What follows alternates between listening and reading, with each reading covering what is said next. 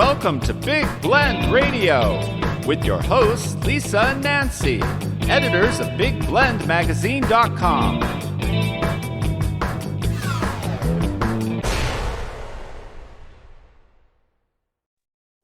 Hey everybody, welcome to Big Blend Radio's Nature Connection show, where every fourth Friday, along with our guest co-host, fine art nature photographer Margot Carrera, we talk about the environment and nature and wildlife, all, just beauty.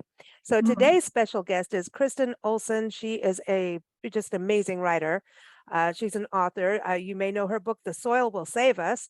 And she's got her new book is out now, and it is called Sweet in Tooth and Claw, Stories of Generosity and Cooperation in the Natural World. So September 6th was the release date. Of course, we're airing this a little later from that, but it is out through Patagonia. And I just want to give a shout out to Patagonia because I think they're one of the most awesome environment or nature stores you can go shop at because they actually save land and they're really cool. So I love it that her book is through them. And I encourage you to go to her website, KristinOhlson.com. That's KristinOhlson. So welcome, Kristin. How are you? I'm fine. Nice to talk to you. You too. Cool. I remember seeing you on a documentary about the soil. Kiss the Ground. Yes, Kiss the Ground. That documentary really got a lot of people thinking about soil. Yeah, I think that's so important. Good thing. We travel full-time. Nancy and I travel full-time documenting parks, public lands, and of course, then we get into the communities because that's the whole point, is to connect the natural space with the communities. And it was about, I'm going to say 4 or 5 years ago, we were up in San Benito County, and there was a ranch called Piscinas Ranch, and they're still going. They're awesome. And I get these soil newsletters every week or so. They are working on fixing soil as a ranchers, and really taught us a lot that even if you're organic and you're doing mass crops, that even that's not good enough. So right, if you're doing tillage, if you're doing monocultures, all of those practices are really, they're so counter to the way the natural world grows food. Exactly. So I think, that's the problem. It's, when you till, you rip up and destroy those soil communities that have, carefully engineered the soil for their own liking. And when you have monocultures, you just, it becomes kind of like a desert for beneficial insects. And yeah, it's a bad choice. It's a really bad choice. Monocrop, the monocrops, that we've seen, especially in certain places that we've lived, you can see if you stay for 2 years or more, a change in the insects and the bird life. Oh, I'm sure. Because they flock if the crop is something they want to eat.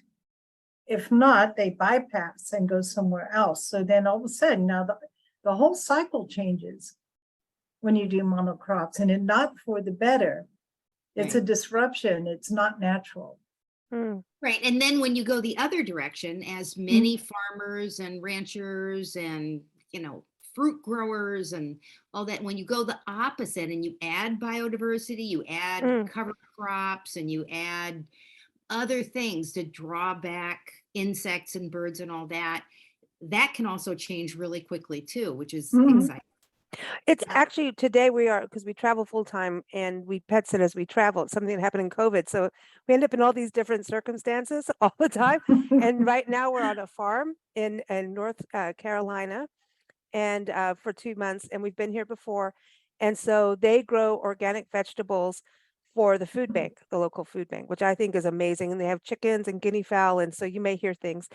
But anyway, I was just out harvesting today, and I'm going like, this is amazing that we have fresh, pesticide-free, she's working with nature with this garden. It's a giant garden.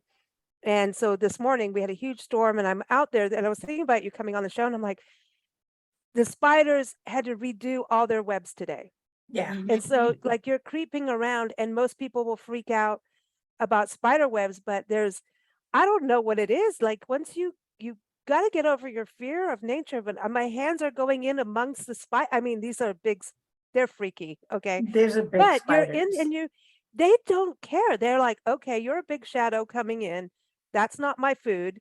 You know what I mean? And so there's this balance of you're talking to the spiders in the peppers and all of that. And I don't know, but when you see that they're working with you and there is a I know it sounds weird, but there's a communication that you can have with nature and you can work together. You Yeah, can talk yeah. to them. And it's so wonderful when you're in the rest of nature, among the rest of nature, and you recognize, oh yeah, you're doing that and you're doing that. And Mhm. you're not posing a danger to me. You're busily doing that, and that's important work. Mm. Tell us a Yeah, little bit about the title Sweet in Tooth and Claw. And by the way, the cover I of the love book, it. that photo, we lived in Tucson for many years. And Yes, so that's awesome. I'm kind of homesick looking at it because Mhm. I'm missing the doves hang out on the saguaros, and our saguaro cactus. They're in danger too, you know. Yeah, You think I've about heard all that. the I love that animals area. that live in it. It's Mhm. beautiful. It's, Yeah. 5 seasons, and the biodiversity of the Sonoran Desert is insane. But tell us about the title and what led you to this book, because you're talking about cooperative and cooperation, which we Right. can learn from. Yeah, so the title sort of popped into my head, and it's a play on a line from a poem by Alfred Lord Tennyson, a couple hundred years ago, grieving the death of a friend of his, a young friend of his. And he has this line in the poem, nature red in tooth and claw. And, it's a pretty long poem. It's not a short poem. I don't think any of the other lines of the poem have traveled through history to stick with us, but that one did. And in this book, I really kind of wanted to push against those ideas about that nature is red in tooth and claw, that nature is all about conflict, that nature is all about competition. And that is why I chose this title. I mean, I really didn't choose it. It just sort of popped into my head and I thought, oh, that works. Mm. I had a job once where my job was sweet. Just sit on a rock and watch animals in Kenya, and take notes of what they did and what I saw. And at first I thought, oh man, I could sit here forever and not see anything. But the second or third day, all of a sudden, I was part of that, and I wasn't scary anymore. And then I saw tons of things, and lizards would come up and look at me, and I'd talk to them, that, hi, how you doing? And then start taking notes on everything. And I saw how nature interacts and how there is no way one species can survive without another. So when a species goes extinct, there's going to be it's like dominoes. The rest are going to fall unless they have the ability to quickly find a new food source or shelter source or whatever. Right. Yeah. So yeah. Well, one of the things, probably one of the main things that I write about in the book is this concept of mutualisms. Mutualisms are mutually beneficial relationships in nature. Right. So the cover of the book shows some of those mutually beneficial relationships. And probably the most common one that we see every day, or that one would hope we see every day, is bees going to flowers. Bees are going around and collecting pollen and nectar from flowers. And as they go into the flowers, they take away some of the pollen grains. And then as they go to other flowers, they are fertilizing. They're actually carrying out sort of a third-party mating for the plants, and going around and fertilizing all these other plants so that there are seeds and fruits and all that stuff that results. And so that's probably the most commonly observed mutualism, but there are millions of mutualisms, and every creature, probably every single creature, is involved in not one but many mutualisms. And all the ecosystems on Earth are held together by those mutualisms. And you're right, if a creature is eliminated, then it's not just one connection that is snapped, one piece of the web of life that's snapped, that creature is connected to many, many other living things. And it's a blow to the web of life. Yeah, Mm. it It's is. really exciting. When I remember in school and taking biology and learning about how like remora fish and sharks hang out together, and the importance of the two, and that was this symbiosis that happened between the two of them. And then we even got into parasitic symbiosis, like mistletoe on a tree. And then in going back to Tucson, you have the phainopepla bird that's hanging out, and it'll go to the mistletoe that everyone's like, oh, it's a parasite. The mistletoe's not good. I'm like, leave the mistletoe, leave it. Here comes the phainopepla bird, and they're cool. They're like amazing, shiny black flycatcher birds, and they whistle at you. But as Yeah. you think you're going through a construction site, you're not. It's the phainopepla birds going woo woo, So, but it's they're after the mistletoe, and so there's this whole thing where the mistletoe needs the tree, the bird needs the mistletoe, everybody's working together. But what biology did in school stopped short at, it was only 2 and 2 and 2, didn't go beyond the mistletoe and the tree, or the mistletoe and the bird. It didn't add in 3, 4, the whole web. Yeah. Somehow it always got stopped short.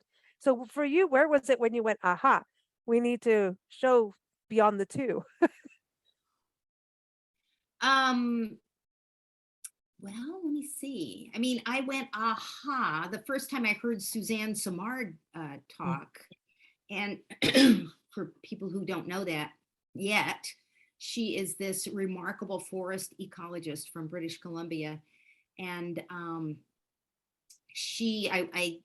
had, in my previous book, The Soil Will Save Us, I had become, there were so many wonderful things that I learned writing that book. I mean, that's the great thing about writing a book. You learn all sorts of things. You sort of plunge into these new questions. So one of the most exciting things that I learned in that book was that plants are not just takers. There's this message that comes out from industrial agriculture, and especially the big corporations that sell products to big agriculture, that plants are just these takers. Plants just suck all the goodness out of the soil. They suck all the nutrients out. They suck all the minerals out. They leave nothing behind, so that farmers in this line of thinking need to keep piling on chemical fertilizer to make up for all this sucking out that the plants do.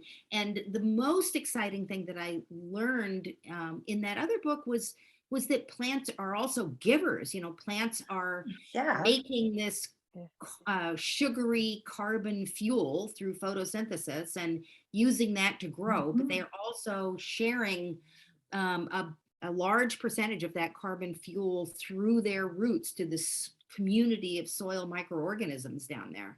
So they are feeding carbon sugar to these soil microorganisms, and in exchange, those soil microorganisms are bringing plants minerals and nutrients and water, and bringing in chemical messages from other plants. I mean, there's this incredible complexity going on around every single plant. So what sort of blew that picture up even bigger for me was hearing Suzanne Simard talk about her work as a forest ecologist and discovering that trees are connected by these incredible underground networks of fungi. That the fungi, this mycorrhizal fungi, makes so cool these silky strands that run under the forest floor and connect the roots of all these trees and knit the trees into a community, and not just the trees, but other plants in the woods. So that it's this whole underground sharing and trading and communication system that is completely out of touch for us unless science looks into it.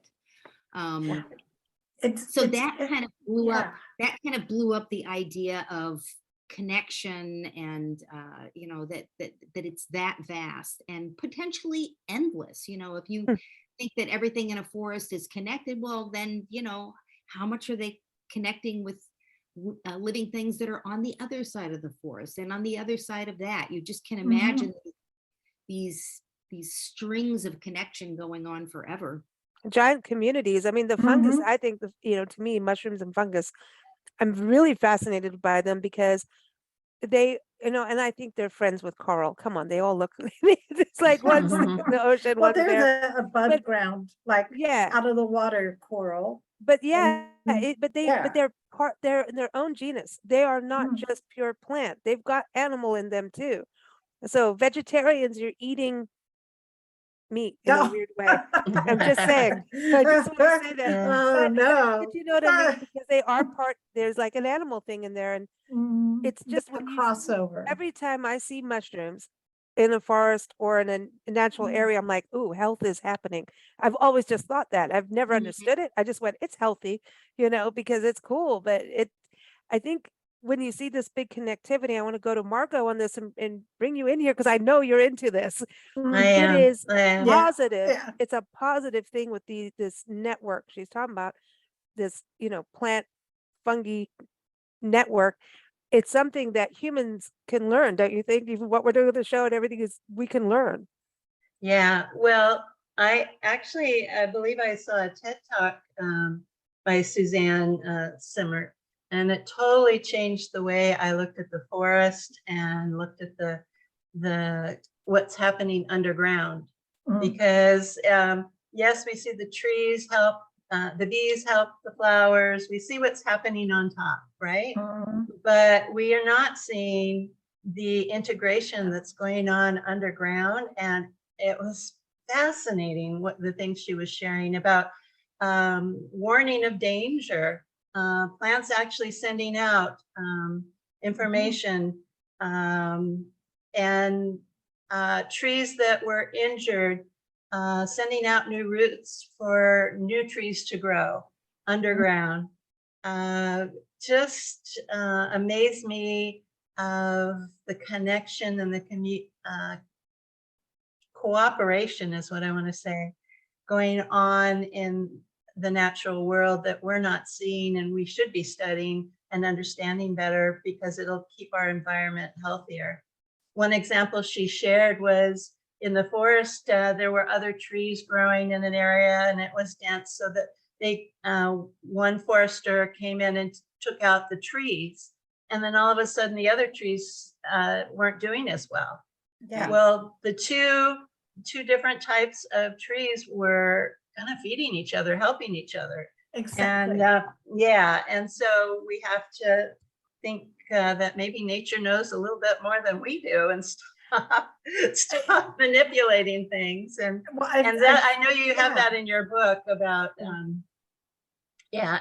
and not interfering in the way nature supports and works together to create things. And I think Suzanne is an example of the kind of science that we need so much more of. I mean, we all know that scientists are struggling to get funding for their work, and because government has sort of pulled back funding over the last couple of decades, private industry is providing more of that funding, but we really need that funding that is purely about understanding nature, purely about understanding our impact, and helping us mediate our impact and figure out how to fit in with the rest of nature. So, we need less of the kind of science that looks at nature to try to figure out a product to beat it into submission. Yeah, I think our outlook has historically been control it and benefit from it, instead of looking at the idea of how we can make sure that we don't annihilate it. Because when we do annihilate it, we're gone as a species too. So, Right.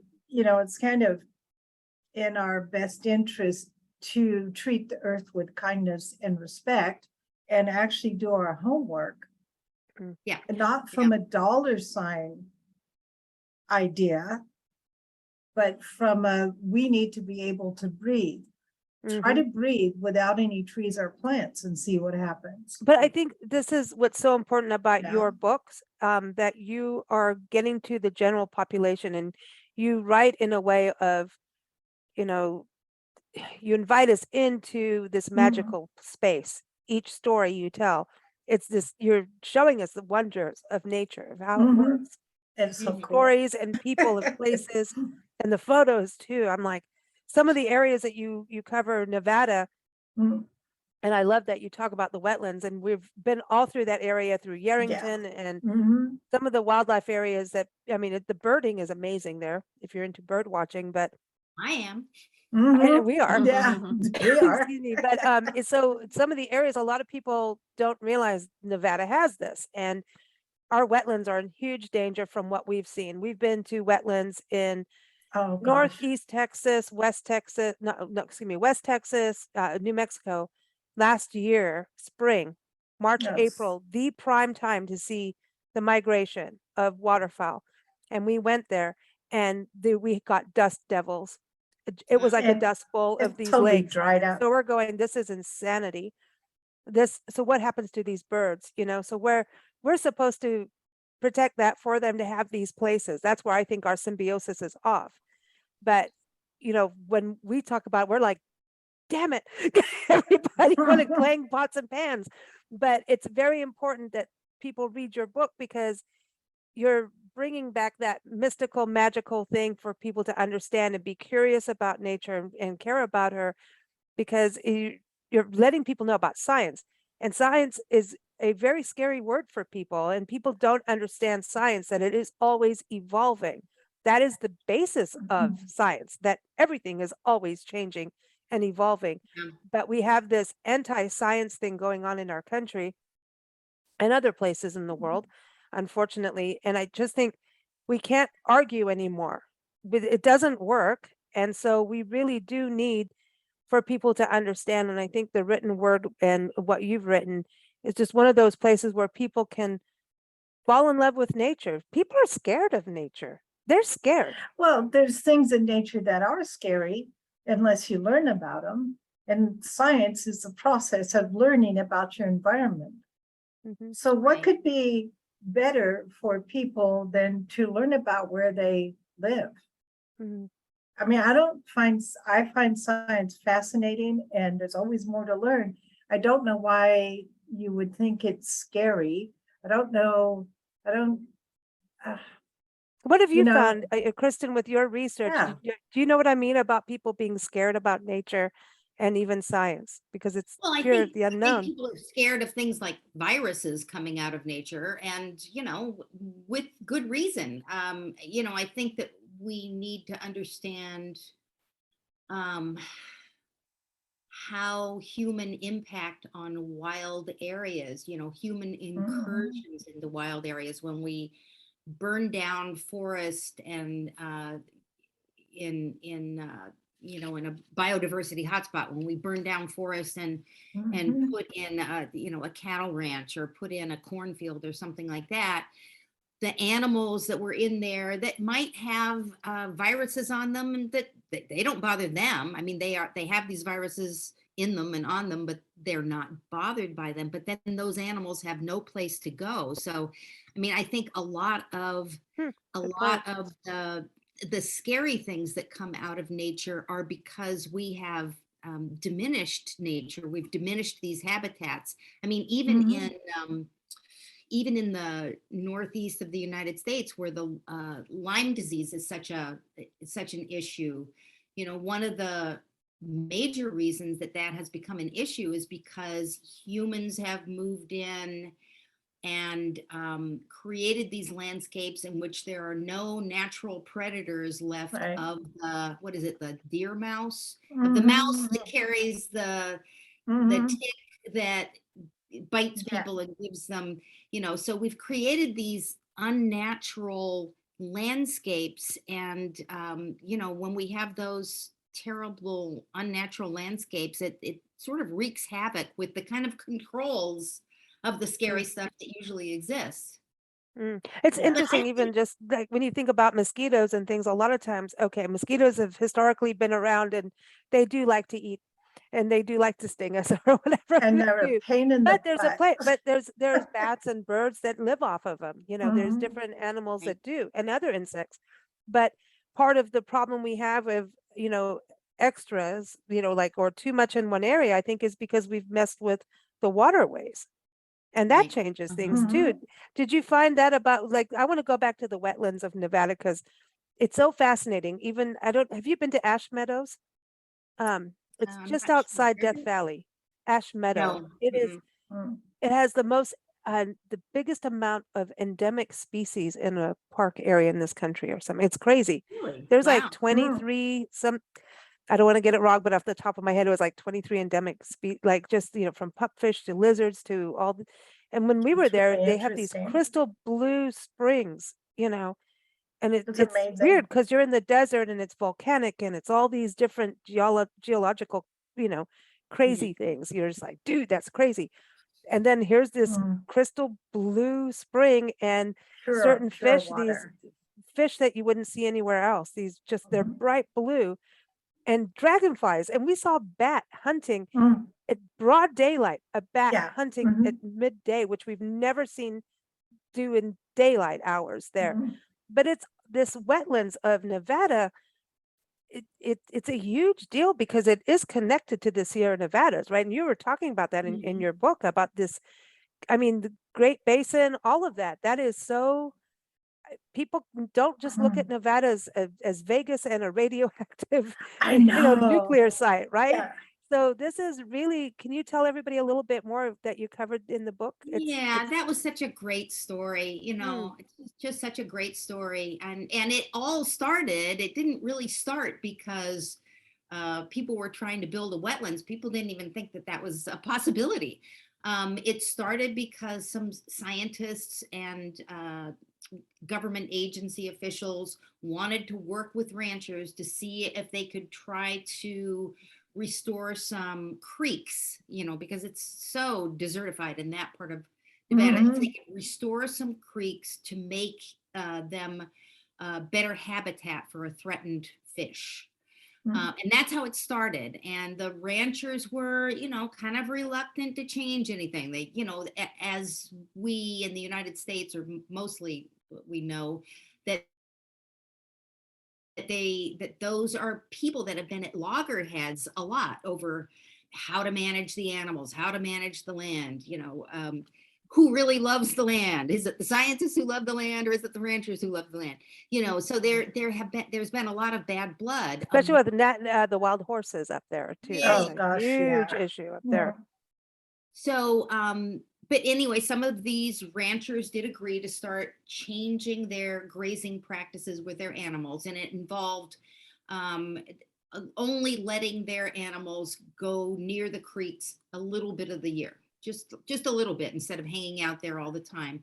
And when the animals spent more time, they disturbed the area around the creeks, which isn't a bad thing. I mean, all natural systems have one form of disturbance or another, and it Mhm. usually revitalizes them. So there was some disturbance from the cattle, but not so much that it made it impossible for riparian vegetation to grow. So anyway, the cattle were kept away for longer.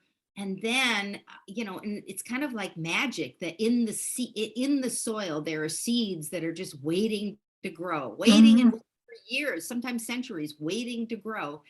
And other seeds that come in by the wind, or other seeds that are brought in by birds, or whatever. So things started to grow along these creeks that had not grown there for years, maybe decades.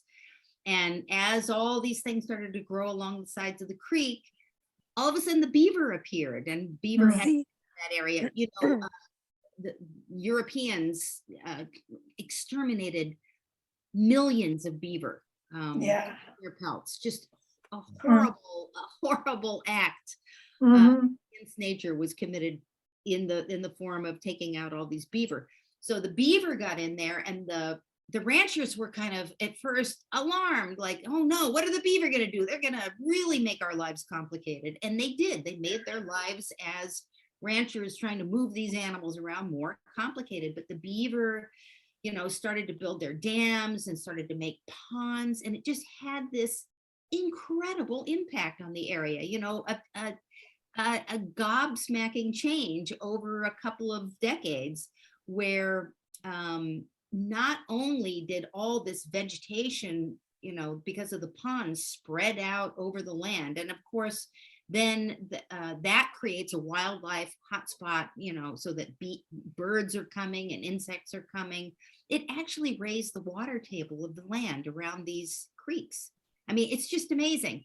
And so it was good for the ranchers because now they had plants growing out that the cattle could eat. And it was good because the land was far less prone to fire, but it was just amazing for all this wildlife. So it's just one of the stories that I just love in the book. In fact, I always get even a little teary when I think about it. Well, but this is what happens when you all Mhm. work together. When Right. we were in Yuma, Arizona, we always talk about this because it is just one of those amazing Mhm. examples. And as we all know, the Colorado River is precious. It's the Nile of the country, Mhm. and it's in huge danger in LA, sorry you're in Southern California, Margot. You're in trouble for water. I hate to tell you Yeah. that, but Yeah. it's an issue with the Colorado River. And so the lower part, just before it goes into Mexico, Yuma, Arizona is a massive in regards to agriculture. Just it's huge. And so the river Yeah. was getting dammed. So at one point it was a major homeless camp.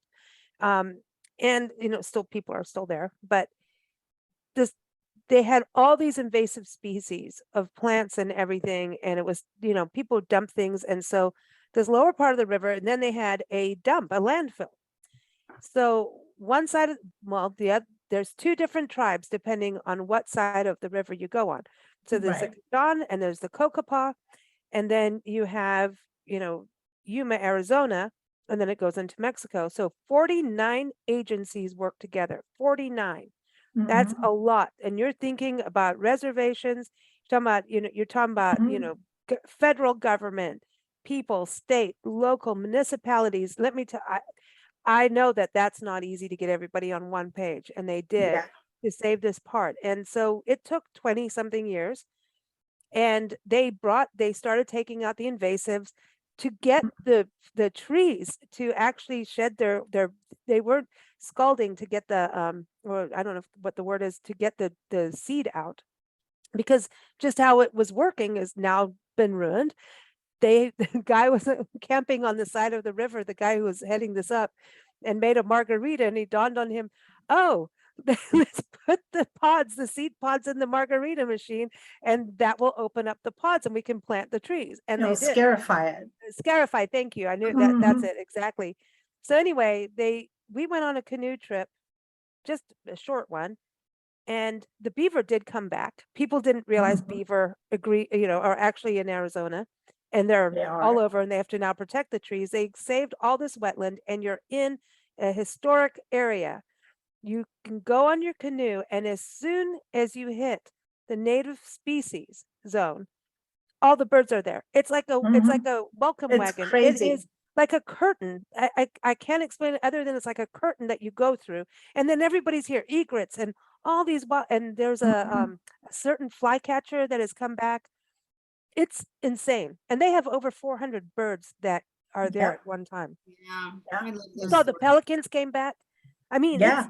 I mean, and now families are able to walk there. They covered up the landfill and made it into a burrowed owls thing. I mean, they've got gardens, native plant gardens, hummingbird gardens. I mean, it's exciting. So we can do it. So it's very similar to the Nevada Absolutely, story. we can do it. It's Do it. just whether or not you can get the right people on board to make it happen.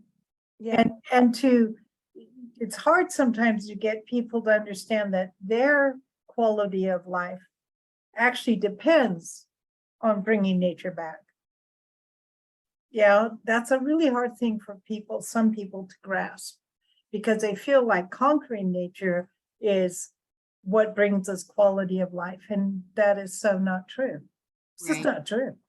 I mean, if you walk down a sidewalk where everything is concrete, you have asphalt highway and you've got skyscrapers, and you try walking down, we've been in places where it's so hot, you really cannot walk down the street. It's too hot. You're getting heat from all angles. Your body temperature goes up. You feel like you're going to faint. No, this is not how we're supposed to live. You Right. need the plants. Mhm. Right. And I so like, often, I really want to take all the concrete out. I'm I'm no. gonna give Nancy a pickaxe. Okay, I do. I just want to take it all out. It's gross. well, and it's a huge issue in cities in terms of where the greenery is distributed, you know, and often the poorest, darkest skinned neighborhoods Yes. where the cities have not invested in street trees and parks and Right. greenery. And, you know, scientists, there's a scientist here in Portland named Vivek Chandas, I think is his name. And he went around with a heat gun during the, you know, one of the really hot days in Portland last year. And Yikes. the temperature, the street temperature in those neighborhoods without trees was like 10, 15 degrees higher than it was anywhere else. In Yeah, the it's not livable. It's Well, not. I want to say go to treeequityscore.org. Through American Forest, and you know, Margaret, you know about them too, and I'm sure you know Jad. We should have. Nancy was saying she wants you on the show with Jad Daly from Yeah. American Forest because they did that whole Mhm. survey on tree equity, and that's who got us to be aware of. You know, definitely, you know, our neighborhoods, you know, it's like if you're black, you don't get trees. I'm sorry. That's what we've done over the It years is. and where It the is. parks are. And Totally we've really what we've done. learned, you know, we started documenting parks and public lands, but it was National Park Service. And then we started we do all of it now because we realize that every square inch matters that Right. we plant. I Right. don't care if it's a pocket Mhm. park. I don't care. Just, you know, do it. And so I think, again, going back to your book, Sweet and Tooth and Claw, I think, can we take it to all the municipalities across the country? And I think, you know, Yeah, we'll it take it should to be all the it governments. should They need to, it should be a textbook in biology in school. yeah, That'd be yeah. good. That'd be nice. Yeah, it Colleges, should be. yeah. So did you go down a rabbit hole crazy? Because to me, I wouldn't Yeah. probably not make it to even get a book out because I'd get too like, does that happen to you? Do you like totally geek out and just Well, I do. Yes, and they are long journeys of conversation, and you know, and it's always sort of a shame to me that when I actually have to get down and write, you know, and I have to get this chapter finished. I have to get this book finished. And often some of the conversations that I have with some people don't make it in there just because I can't figure out how to fit everything in. Mhm. Yeah. So what's in the book is actually kind of a fragment of the things that I found out, the people that I talked to. Yeah. so we're hoping part 2? For another Yeah. book. Another book, yes. Yeah. Mhm. It's a beautiful book. I mean, you really bring back the magic because Mhm. we get riled up, as you can tell. But Yes. we need the magic, you know? You know, I find myself, I mean, I really do love this book too. And I really I really was moved so profoundly by many of the stories in it. And I find myself when I'm talking to people about it now and they'll ask about, you know, oh, the people who replaced the culvert in Oregon so that the salmon could finally go upriver, or the Mhm. Nevada ranchers, or the organic farm in Costa Rica that changed their, you know, and I just get, and I always feel like saying, oh yeah, that's my favorite part, but they're all my favorite parts. Yeah, it's hard, but it's true when you say that you have so much more. There is a lot of good going on, and we see it as we travel. Yeah. I mean, we really do. You know, and we've got to focus on that. Well, you talked about in your book about, you know, focusing on the blue versus the yellow. You know, Mhm. it's where our focus lies, right? Right. Mhm. And so you got to, if we focus on the good that people are Mhm. doing, then maybe people, that's, I think one of the most important things about your book is where our focus lies. Mhm. And so to keep spirits up, because I think if you're passionate about the environment and nature and wildlife, you can get beaten down a little bit because, you know, don't dare look at Facebook or something.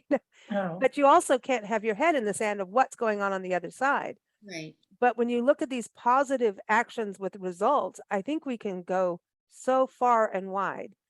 and it fuels us. I mean, it's fuel. When you read your book, it's fuel for me to keep going with what we do, you know? Mhm. So I think that's a very important thing. Wouldn't you say, Margot? It brings optimism. Yeah. It's like, oh, this is happening, that's happening, woe's me. That brings you nothing. Mm. Yeah. But if you can see somebody making a difference and doing change, that's why I've asked for this show. If you can see this happening and you can share that with people, then people say, oh yeah, things can get better. Oh yes, look at what this person did. And also the information gets out there of how to do it. And yeah, so optimism is what we need to focus on. And How nature teaches us to be a village again. Well, That's the and other then part. offering solutions. It's one thing to highlight the problems. We need that. But we also have to then come up with solutions that are viable. Mm. And that's the hard part, because the solutions have to be viable on so many different levels. Like if you're talking to the corporate business people, they're going to want to know how they're going to make money if they adopt a solution for a problem they created. Sorry, guys, but that's They're how getting better at it, goes. though. They are getting Yeah, better. but because now they're starting to look at, hey, wait a minute, I have kids and I'm going to have grandkids. Mhm. And if you start thinking about so many levels, forward, do you want your grandkids to have quality air, quality water, a place to run around, not always on concrete? Then you have to start thinking, if I do this, am I taking that away from maybe my own family or my next door neighbor or my best friend over there? Mm. Because eventually it will also go back. Mm. There it Yeah. is, the web of life. That's it. That's what Yeah. your book is, the web of life. It is. Mhm. It is awesome. Kristin, thank you so much for joining us. Where are you going next? I mean, because I know you're going to go somewhere, right? See nature. Where am I going next with Yeah. this book, or where am I going next just to enjoy Be nature? in nature. You can do Enjoy both. You can nature. answer both of those. We are so lucky here in Portland, and Beautiful. my partner and I in particular are so lucky because there is an urban park that's a completely natural park. It's not a park that's ball fields or anything like that. Yeah. It's just nature. Mm. And that is the most wonderfully restorative place. We do go Cool. watching there, but there's some water that comes in from the Willamette River, so there's a Mhm. pond and marsh in there, and it's big. It's a big area. So, I mean, we're always looking for the birds, but the birds are really hard to find this time of year, because they're hiding behind the leaves. But in the water, there are beaver there. There No are way. cool. That's birds cool. in that water, and there's even a mink. And so we're always Wow. them. And Mink. yeah, Wow. I love the mink. The mink. Oh, The wow. mink, when we walk through, so often, I mean, the birds pay us a little bit of attention when we come through. There are certain birds that come down to just like, well, what are you doing here? And what are you up to? The beaver don't really pay any attention to us, but the mink always stops what he or she is doing, lifts up its head and kind of looks at us like, humans, who'd have thought? Yeah. That's Yeah. funny. I think we've only seen like 2 mink. We've seen muskrat Yeah, in muskrat, but Indiana we've when we were seen 2 mink in the Indianapolis. wild. Yeah. It's so over 20, 30 years, Yeah, it's That's That's how amazing. rare that is. so exciting to rare. have that natural intelligence and curiosity look back at you and kind Yeah. of look at you and like, what are you doing Yeah. here? And what's amazing is you're talking about it, urban, and I know you talk Mm. about this in the book too. Having urban parks are so important. We were on the road since 2013, and we started our tour in 2012, but full time on the road. And we had to take a break and go back to redo our websites and everything. So we went back home to Tucson, got a little apartment because we knew we'd bust out. I guess they would let us out. And within a week, we had a garden on the patio with hummingbirds and everything. We had to. But we really went exploring our community parks. And what we're finding is a lot of the water reclamation areas are turning them into wetlands and using that for, migrating species. And we found so many parks that were about just nature.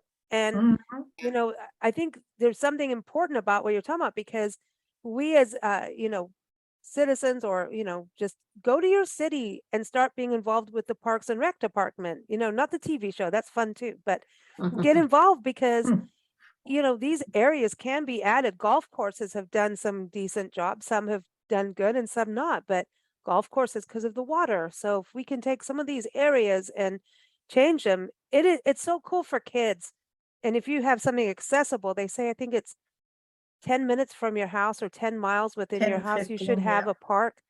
For kids to have a place to see nature happen, it's huge. To see frogs, Mhm.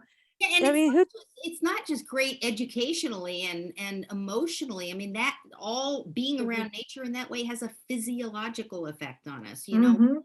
We take in the chemicals that the trees exude. We Mhm. take in the bacteria that are there, and those things can have very positive influences Mhm. on our health and our mood and everything. So It it's just feels cool. I mean, just even like I was saying, Mhm. going, harvesting, you know, eggplant amongst the spiders sounds weird, but there's this chilled out, like everybody, if you have trouble with meditation, go garden because it Well, helps. then Just have to be there's also okay. the absence of city and traffic noise, Hmm. which you get used to it, you think, but I think it grinds on your nerves. And then when you go into a forest or you walking down the coastline or something, and there's an absence of traffic, Wow, I think it's a your magic. mind finally really gets to calm down and go back to, oh, this is who I am. And you can actually think clearly as opposed to when there's a bunch of noise. You can actually have quite a deep emotional release through that. I mean, just I've Yeah. been through that where, suddenly you're in nature and it's like, okay, I'm not coming out. That's it. I'm in. Yeah. I want to go to you, Margot. Where's your next nature connection?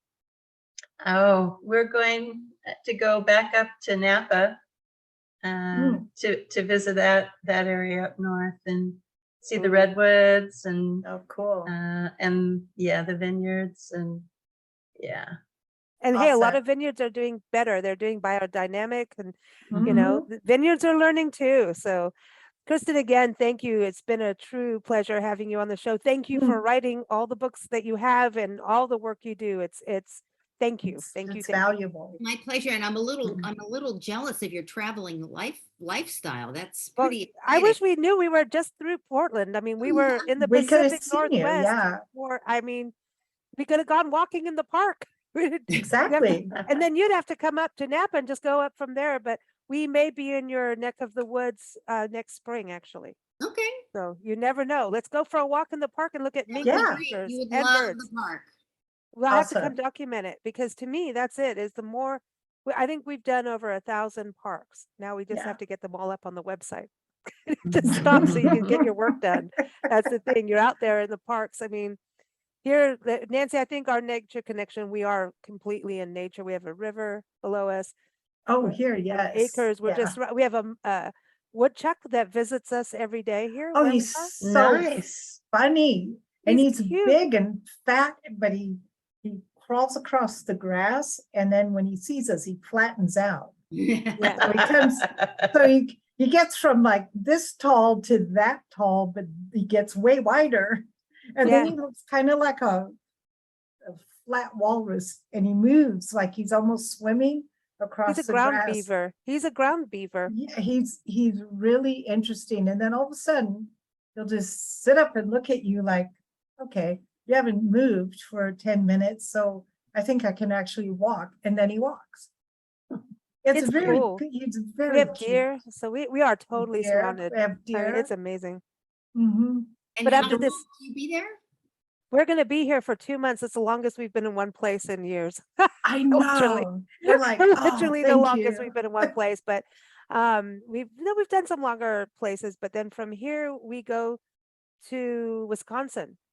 We go to Madison, back to Madison, and then we go to Pennsylvania, Northeast Pennsylvania. So we'll see all the fall color change and everything out there. We'll be out on a farm out there again too. we kind of We're keep like going out a into these we're like a rural areas. pinball machine, you know. Yeah, Ding dong yeah, dong, ding bong. yeah. But it's cool. I mean, you do see how communities are doing their parks, and that's why I'm Mhm. really glad you brought that up about Portland. These urban parks, they're getting better, but it's important that the communities connect with their municipalities and say, this is where we Mhm. want our tax money to go. And it's Mhm. not Yeah. always about ballparks. And if you have a ballpark, do a side, you can do a side that is nature, Nature. like a wilderness, like the same thing as you go into a national park or a forest, they'll go, here's your playland. But from there on out is wilderness. Thank God for the Wilderness Act. It's over 50 Well, years now, You know, so we're that it, supposed to live within nature. Doesn't mean we can't have our own things like a ballpark. But let's rein it in a bit, yeah. and not take over the world and make it all ballparks or pavement or vehicles. Let's be Well, fair about it. there's a park outside Gladewater. It's actually Mineola, Texas. It's in East Texas. And this is it's got the ballparks, it's got the ramadas, but they've got this whole natural side with gators. Seriously, That's so cool. there's gators and stuff. So we're seeing a lot of these mixed use parks where they're Mhm. splitting it off between, and I think that's something we can achieve in a Yeah. better way. I'm for national parks, but we One can of the create other these. things that I noticed that people are doing here in Portland is working with, I guess, maybe local businesses and government to find tiny little patches of land that aren't really being used, maybe an acre Yes, Mhm. that yes. much, Mhm. and letting it sort of go wild, especially if there's some water there, letting Mhm. greenery grow around there, and then putting a little path around it so that bird watchers and Mhm. some of And those. eventually people keep adding to it and it becomes like in Tucson, front Mhm. cover. I keep looking at them. I'm homesick for them. But Mhm. Tucson, they have this, I think it's over 100 or 200 miles of trails going through Mhm. different, not just, Tucson, but down to, down south through Sayurita and all of those, Oro Valley. And then they started putting public art. And then it's like everybody starts to really understand and connect and go into different communities by their bicycle, or horse. Some of them are horses. And so, it's like you could Mhm. be jogging and all of a sudden here comes, a bunch of cowboys. It's not a bad thing, but it's cool. But I want to leave Oh with this. boy. This is the coolest thing. Like I was just saying, we were out in Asheville, North Carolina with our friends and we did Chimney Rock State Park, Hickory Falls. That's where we were talking before we recorded on water snakes that we saw on mushrooms. But they said you've got to go to the flower bridge. There's this bridge where everybody planted flowers. And I'm like, what do you It's mean? so cool. So, I'm thinking like wildlife bridges, the Wildlife Corridor Act and all that. And Mhm. no, so what happened? It's a Lake LaRue. I think is the name. I'm gonna have to look it up, Mhm. but it's outside Lake Chimney Rock, Lure, North Lure, Lure. Lake Lake Lure. Lure. That's right, Nancy. Yeah. Yeah, you got it. And Mhm. so it's outside Chimney Rock and this little village and the state park. So they were going to tear down this bridge to build a new one. So the town got together and said, heck no, this bridge has Mhm. been here since 1915. We're keeping the bridge. You build your new one over there. And they took the bridge and made it into a massive garden. And I'm not kidding. It's There's awesome. butterflies everywhere. There's whimsical art. And you Mhm. can look over the bridge at the water and see the ducks. And they have wood ducks. They've got signs about the wood ducks. I mean, this was It's like so a cool. pollinator haven. Then you go down by the side to the bottom of the bridge, which normally is like, don't go under the bridge. The troll's going to get you. Underneath there, they have this shady spot with a topiary of a dog. They have a rainbow bridge for Mhm. dogs who have passed, and everyone puts their collar. They have a shady dog spot for the garden. I mean, this is the coolest thing on the Yeah. planet. And I was like, these are the things. So, Margaret, we're going to be Yeah. busy. We got a lot of recording to do. We got so many stories Okay. because we're Get my seeing. camera out. Mhm. I'm telling you, go in there, you're going to trip out. The flowers. So it's all of these volunteers get together, It's awesome. 100% volunteer. Yeah. There's good stuff. That's And great. you've got I'll have to another look book that to one write up. now. I know you got another book to write. I'm just saying, I'll send Yeah. it to you. You Yeah, write we're it. waiting. Get that volume 2 going. Come on. Yeah, exactly. Well, thank you again, everyone. Kristin's book is out now by the time this airs. It's Sweet in Tooth and Claw, Stories of Generosity and Cooperation in the Natural World. It's Mhm. through Patagonia, who we love. Go to KristinOhlson.com. And of course, every fourth Friday, we're here with Margot, and you got to go to her website, CarreraFineArtGallery.com. And she's got beautiful shawls on there. You can wrap yourself in nature. I'm just saying. Yeah, And they decorate your are house with nice. nature, beautiful nature photography. And so, of course, keep up with us at bigblendradio.com. Thank you all for joining us. Thank you.